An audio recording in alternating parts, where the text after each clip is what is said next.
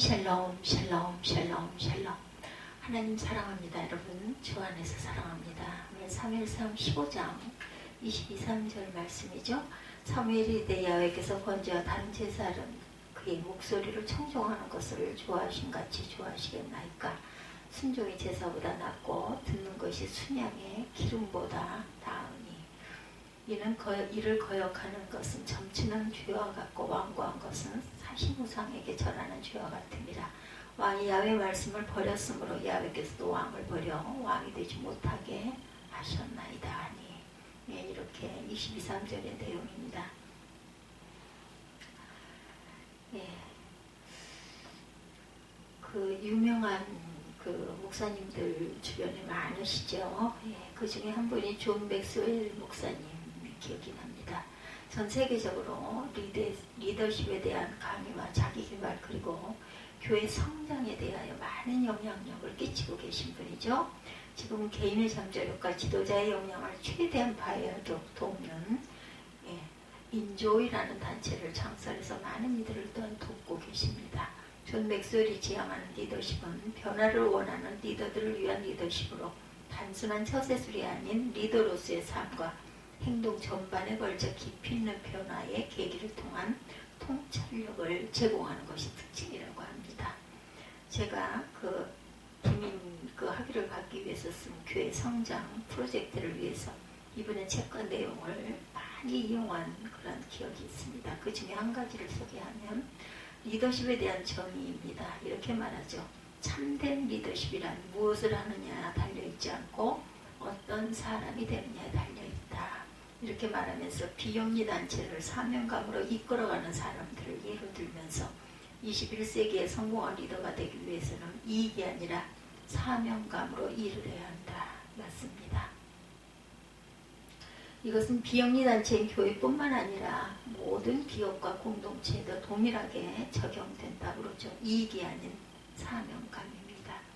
그러면서 그는 그 시대의 모든 분야에서의 리더들이 고민해야 할 당면과제나 그들이 몸담고 있는 조직의 유익만을 위한 비전과 성취 동기에서 멈추지 말고 그들의 조직을 통해서 변화될 사회를 품어라. 이렇게 말합니다.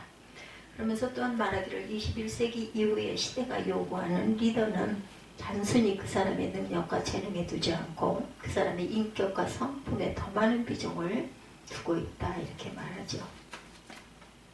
즉 개인의 능력보다는 인격이 중요하고 개인의 재주보다는 품성이 더 우선시되며 개인의 재능보다는 성품이 더 소중하다. 이런 뜻이죠. 예, 그렇습니다. 우리가 살아가면서 좋은 친구를 만나는 것 상당히 중요하죠. 그러나 좋은 친구를 만나는 것보다 우선시되어야 하는 것은 내가 먼저 좋은 친구가 되는 것이겠죠. 교회 생활에도 마찬가지입니다. 좋은 성도를 만나 은혜로운 신앙생활을 하는 것 축복 중에 축복입니다. 그러나 이보다 먼저 우선시되어야 할 것은 내가 먼저 좋은 성도가 되어서 은혜로운 신앙생활을 창조해 가야 한다라는 거죠. 나를 보면서 닮아가려는 사람들이 있는 것이 더 소중할 것 같습니다. 내가 좋은 친구가 아닌데 좋은 친구를 만나기 원한다는 것은 욕심이죠. 내가 좋은 성도가 아닌데 좋은 성도를 만나기 원한다는 것 또한 어불성설입니다. 이 시대는 자신의 개인적인 성취와 성공만을 추구하고 달려가는 자기 중심의 사람을 지도자로 요구하지 않습니다. 이 시대가 요구하는 지도자는 자신의 개인적인 목표보다는 자신이 몸담고 있는 공동체의 비전과 성취를 위해서 희생할 줄 아는 사명의식이 있어야 되겠죠. 예, 그리고 자신이 몸담고 있는 공동체의 구성원들이 조직 안에서 경험하게 되는 상처를 치유해주고 서로가 분열된 마음을 하나로 모을 수 있는 통합적 리더십을 가져야 한다. 과거에는 개인의 능력을 중요하게 보았어요. 그러나 지금은 개인의 능력은 조금 부족해도 조직의 하나됨을 위해서 희생할 수 있는 통합적인 인간관계를 만들어갈 수 있는 성품을 중요하게 보고 있습니다. 조직과 공동체의 팀워크와 하나됨이 그만큼 중요하다는 것이죠. 지금까지 설명한 것처럼 한마디로 간략해서 이것을 줄인다면 신명기 9장 6절 후반부의 말씀을 빌려 말씀을 드린다면 목이 곧은 백성이 되지 말라 이런 뜻입니다. 목이 곧다는 것은 목에 힘이 들어갔다는 뜻이고 몸에 힘이 들어갔다는 말이 무슨 뜻일까요? 교만하여 목을 고주세우다라는 뜻이죠. 그러므로 제목처럼 목에 힘을 빼야 된다라는 것입니다. 근데 이것은 꼭 리더에게만 한정된 것이 아니죠. 우리 모두에게 필요합니다. 성경에 목이 곧다는 것은 부정적인 의미로 늘 쓰여졌어요. 그래서 목이 곧다는 말과 함께 등장하는 것이 하나님의 징계입니다. 출애굽기 33장 3절 중반 부분부터 나는 너희와 함께 올라가지 아니하리니 너희는 목이 곧은 백성인즉 내가 길에서 너희를 진멸할까 염려함이라 하시니. 네, 또한 잠언 29장 1절에도 자주 책망을 받으면서도 목이 곧은 사람은 갑자기 패망을 당하고 피하지 못하리라. 꼭 이렇게 하나님의 징계 때문만이 아니라 목이 곧은 교만은 우리 인간 사회에 특히 공동체에 있어서 안 될 아주 악 중의 악입니다. 목이 곧은 교만을 가르침을 받지 않으려고 한다라는 것이죠. 교만은 사람들을 서로 간에 그리고 하나님과 대적하게 합니다. 예, 교만은 스스로를 그 주위에 있는 이들보다 높은 곳에 두고 하나님의 뜻보다는 자신의 뜻을 따르게 하는 것이죠. 예, 그렇습니다.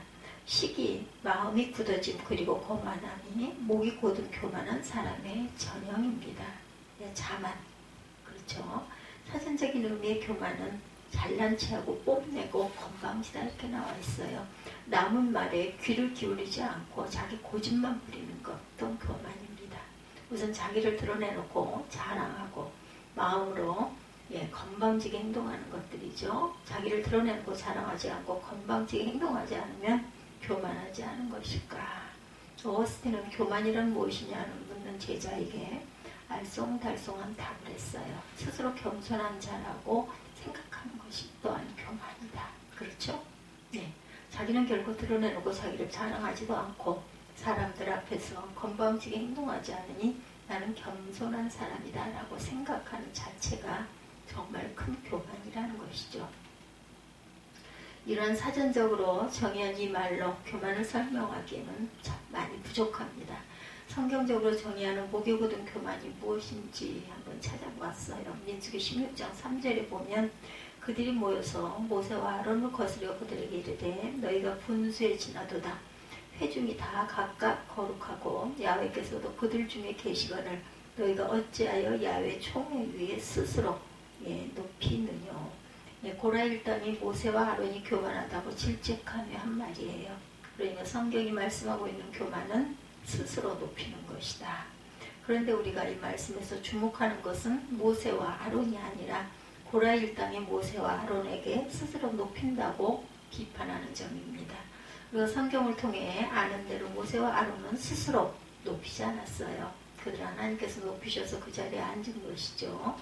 하나님께서 하지 않겠다는 사람을 설득하셔서 이스라엘의 지도자로 세우셨고 출애굽의 대역사를 이루셨어요. 그리고 아론도 하나님께서 택하셔서 제사장으로 세웁니다.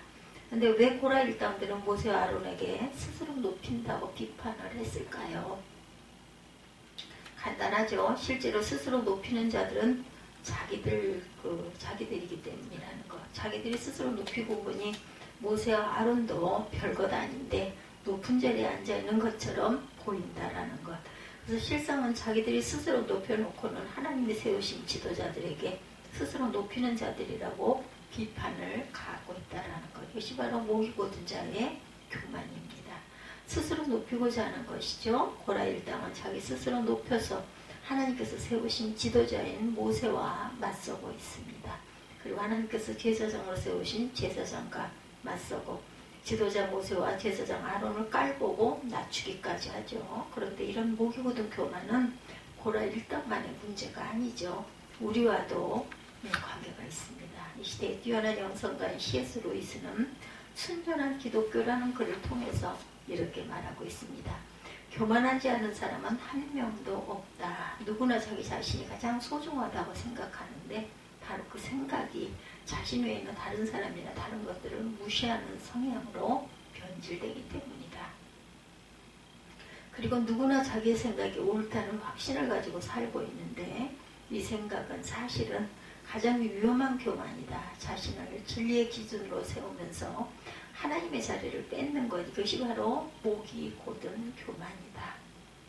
타락한 인간은 누구나 자기 자신을 가장 소중하게 여기고 살고 틈만 나면 자기를 높이려고 합니다. 이것은 타락한 인간의 가장 두드러진 특성이죠. 그래서 목이 곧은 사람이 그렇게 많은 것이다. 목이 곧은 교만의 문제는 민수기 16장에 나오는 고라 1단만의 문제가 아니라 우리의 문제이고 저와여러분의 문제라는 것. 그래서 우리는 늘 이 목이 곧은 교만을 경계하면서 살아야 합니다. 스스로 높이고자 하는 것을 경계하며 살아가야 되겠죠. 리차드 리버라는 신학자는 목이 곧은 교만의 4가지 종류가 있다 이렇게 말합니다. 첫째, 권력적으로 목은 곧은 교만이다. 섬기는 자리임에도 불구하고 그것을 잘못 이해해서 누리는 자리로 오해한다. 그래서 권력의 목이 고다 다른 사람의 말에 귀를 기울이지 않는다. 자기 자신의 생각만이 옳다고 생각하고 자기 목소리만 높인다. 둘째는 지적으로 목이 곧은 교만이죠. 많이 배우고 많이 경험하고 많이 알고 있다고 생각하는 사람들에게 나타나는 현상입니다.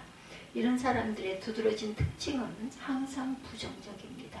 도대체 자기 마음에 드는 게 없어요.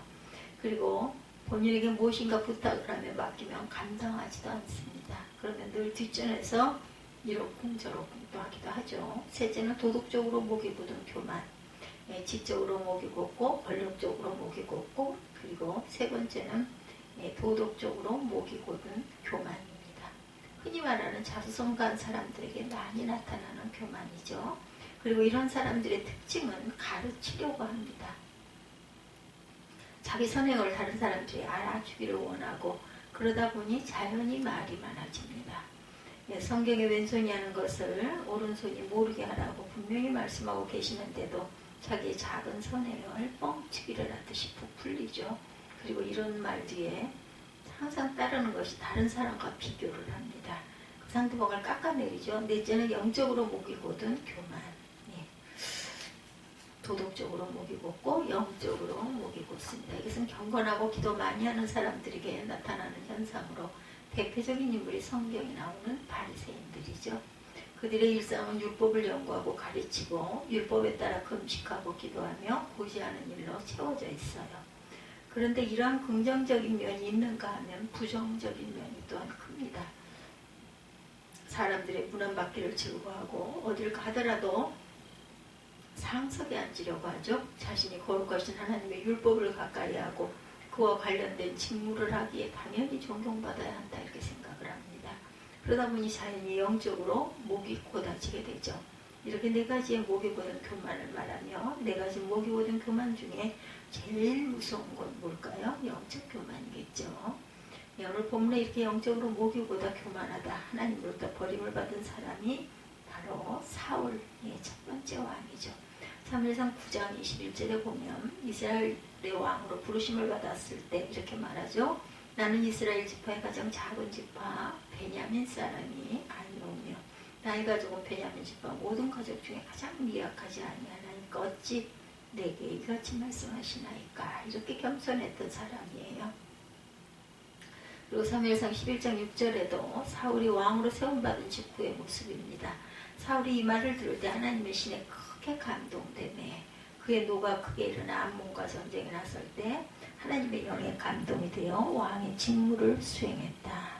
그러나 세월이 지나 왕으로 자리 잡고 난 뒤 태도가 달라집니다. 블레셋과의 전쟁 때 제사장도 아닌 왕이 직접 번제를 드리죠. 사무엘상 13장 13절에 보면 이 일에 대해 사무엘 선지자가 책망합니다. 사무엘이 사울에게 이르되 왕이 망령 때에 행하였도다. 왕이 하나님 야훼께서 왕에게 명하신 명령을 지키지 아니하였도다.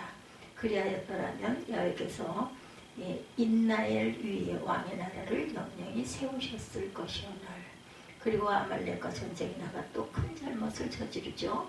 하나님께서 진멸하라는 명을 따르지 않습니다. 그래서 오늘 본문 11절에 보면 하나님께서 사울을 왕으로 세우신 것을 후회하셨다. 그러면 오늘 본문에 목이 곧았던 사울왕의 결말은 어떻게 됐을까요?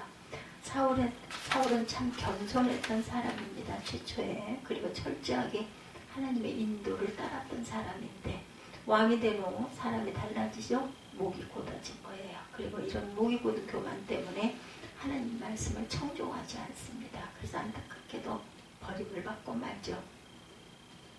우리의 목은 어떻습니까? 우리의 목에도 힘이 들어가 있습니까? 여러분 스스로가 판단해 보시기 바랍니다. 그리고 혹시 그렇다면 곧은 목에 힘을 빼십시오. 주님과 동행하는 우리의 믿음의 길에, 또한 우리가 해야 할 사명의 길에 겸손으로 섬김으로 최선을 다하시는 저와 여러분들이 되시기를 주님의 이름으로 축복합니다. 기도하시겠습니다.